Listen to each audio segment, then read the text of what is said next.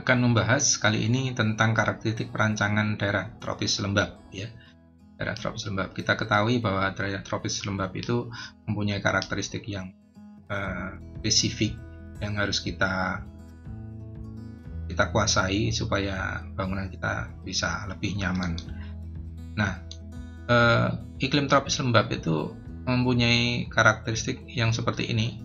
Jadi tropical bahasa lembab, iklim yang berada di posisi latitude 15 sampai 25 derajat ya, di antara ekuator ke selatan dan ke utara itu sekitar itu tropis lembab, sekitar sabuk ekuator itu. Dalam iklim ini temperatur tidak rata-rata temperatur lebih besar dari 18 derajat. Ya, itu berarti menunjukkan temperaturnya tinggi ya panas ya, tidak dingin. Ada beberapa daerah dingin ya, mungkin di daerah puncak, gunung dan lain-lainnya itu yang spesifik karena kondisinya.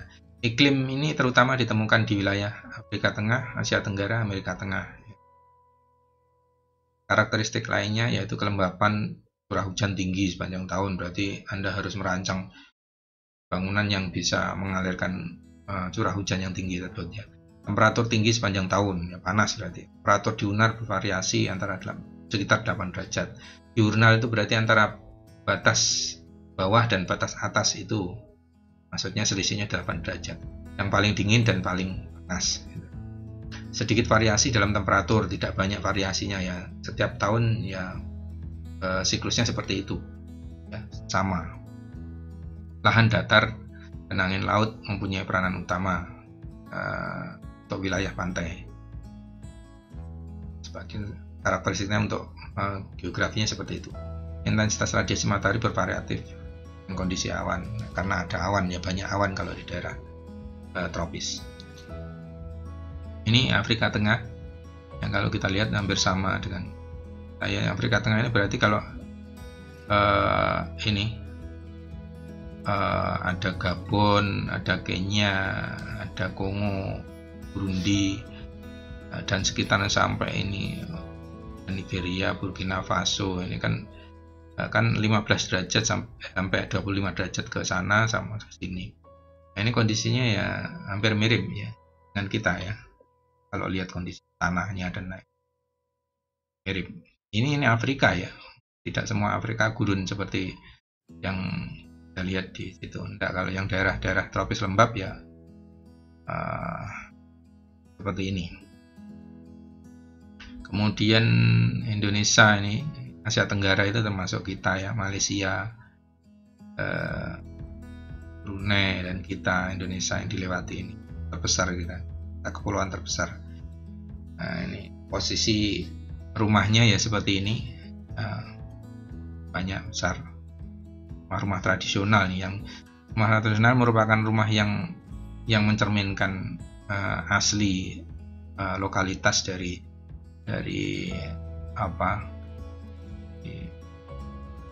karakteristik fisik bangunan ya, aslinya yang nyaman tuh ya seperti ini ya, bukan bangunan beton itu. Kemudian ini ada di Amerika Tengah.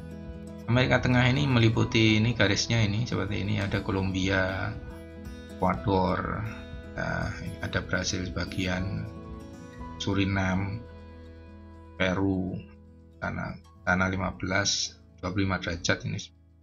Nah, ini punya karakteristik Suriname, Guyana, Venezuela, Kolombia. Nah, ini ya.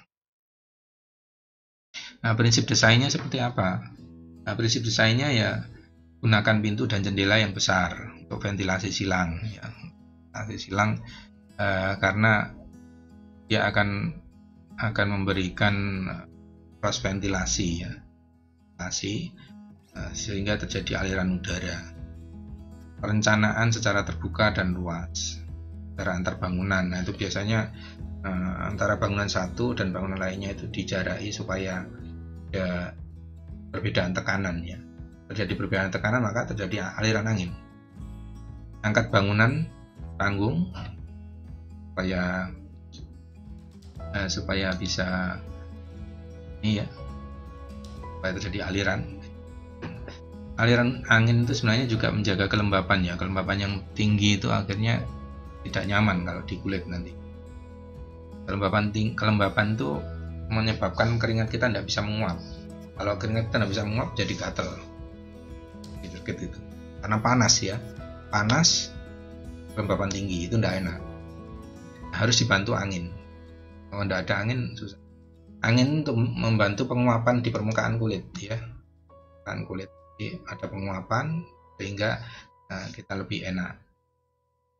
Ya kalau bantuan kita kalau tidak ada angin itu kan biasanya pakai kipas angin, itu mekanis, tapi nggak semua bisa pakai mekanis. Kemudian orientasi bangunan diusahakan aliran datangnya udara segar.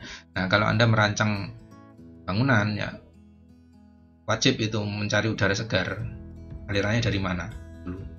Kalau tidak ada harus sebisa mungkin Anda ciptakan ya. Anda ciptakan untuk udara segar itu. Ya tentu udara segar banyak oksigen. Kalau banyak oksigen berarti vegetasi hubungannya nanti. Overhang yang panjang untuk melindungi sinar matahari dari sinar matahari langsung. Jadi sinar matahari langsung direct solar itu sebenarnya di daerah kita untuk daerah tropis dihindari. Jangan terlalu banyak. Ya, jangan terlalu banyak karena itu akan menyebabkan pemanasan ruang. Akan panas ruangnya di dalam panas akan tambah panas karena kita sudah mendapatkan suplai panas dari proses konduksi, dari atap, dari dinding dan lain-lain. Gunakan screen untuk melindungi dari serangga atau badai. Di daerah Afrika mungkin tropis lembab ada badai yang kalau di kita sebenarnya kita itu bukan panas lembab saja, bukan tropis lembab saja, tapi ditambahi hangat lembab. Jadi selain lembab tropis, tapi juga hangat lembab. Nah itu lebih penanganannya harus lebih lagi. Masalahnya ada panasnya itu, ada hangatnya itu. Sudah panas hangat. Gunakan material dengan thermal mass rendah, tidak menyimpan panas maksudnya ya. Yang menyimpan panas itu sebenarnya beton, itu menyimpan panas ya. Yang tidak menyimpan panas itu ya lightweight kayu, bahan-bahan dari alam. Double roof, 2 layer itu bisa, cuman mungkin pelaksananya jadi terlalu mahal ya. 2 layer itu. Yang penting lagi sebenarnya ventilasi. Jadi genteng itu di atap kita itu sebenarnya yang bagus memang genteng itu parsial seperti genteng itu. Jadi tata itu karena di sana banyak ventilasi yang antara genteng-gentengnya itu yang tertumpuk-tumpuk begini ada ventilasi di sela-selanya itu. Jadi dari situ panasnya naik. Maaf. Gunakan material dengan insulasi tinggi. Jadi insulator penghambat berarti ya. Penghambat panas. Nah, iklim kita itu yang kita itu sebenarnya iklim tropis hangat lembab. Jadi bukan tropis lembab saja. Kalau di Afrika dan itu mungkin tropis lembab saja, kita tropis hangat lembab. Makanya kita banyak hutan dan banyak hampir semua varian vegetasi kita bisa tumbuh di tempat kita.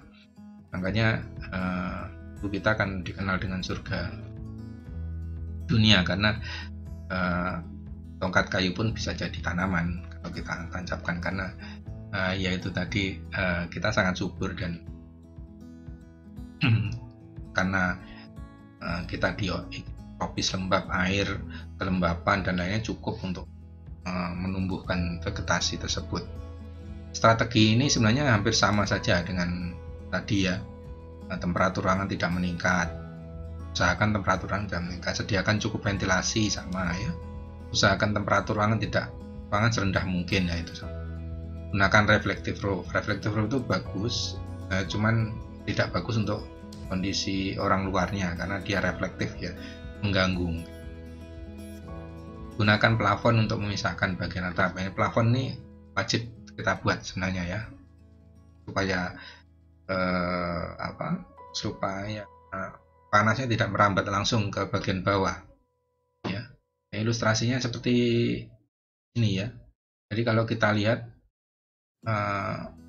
panas yang masuk ke ruang atap ini dihambat oleh plafon ini. Plafon. Ada di sini ada konduksi memanaskan ruangan di sini, ruang atap ini. Jadi kalau Anda di sini 1 menit saja sudah kopias semua. Kalau 1 jam ya garing, meninggal nanti bisa jadi karena dehidrasi. Makanya kalau di ruang atap siang-siang itu ya nggak akan betah orang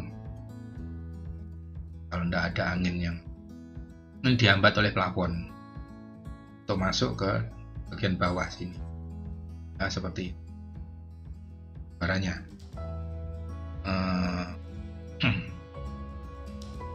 plafon ventilasi pada ruang atap. Nah, ventilasi ruang atap itu dibutuhkan. Saya gambarkan seperti ini.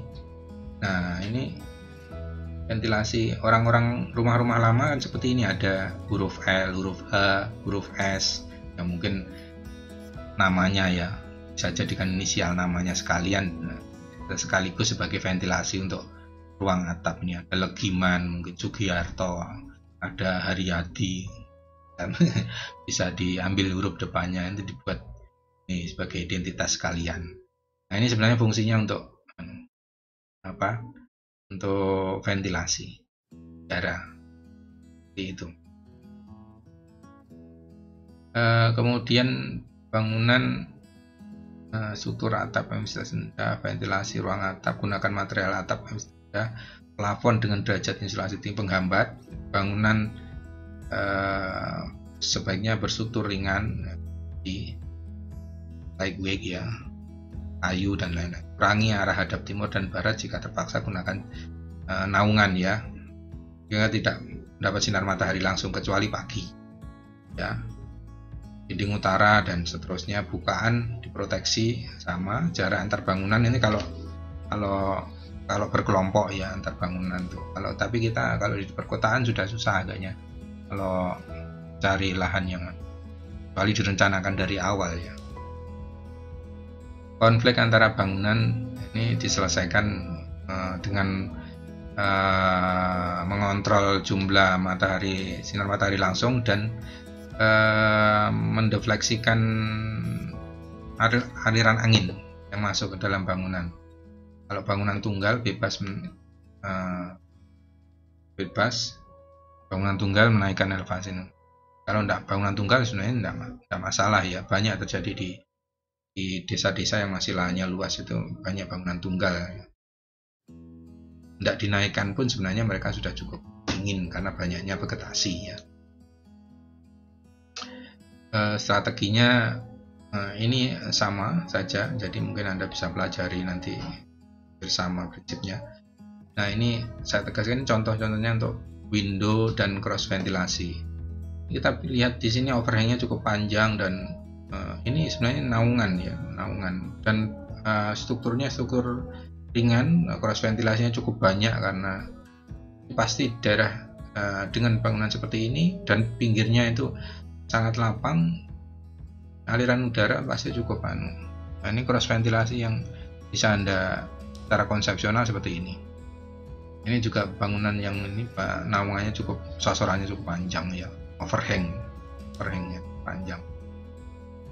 Dan beberapa ruangan kalau lihat ini daerahnya dataran tinggi, jadi mungkin agak dingin dan sinar matahari tidak bisa penuh selalu dapat ya dibuka sinar matahari langsung, jadi radiasinya bisa masuk secara maksimal. Ini konsepsinya perbedaan antara yang kiri ini adalah tidak ada tanaman, udara panas yang masuk. Kalau di sini ada tanaman, ada overhang, kemudian udara segar masuk. Ini bedanya. Jadi ini fungsinya kenapa kita merancang itu juga dalam konteks site, bukan hanya membuat bangunan tengahnya ini, tapi site-nya ya, site-nya. Di sana kalau site berarti ada ruang-ruang di luar bangunan, itu juga menjadi bagian perancangan kita. Jadi dirancang dari awal, bukan membuat bukan sisa-sisa yang kita rencanakan, bukan ya.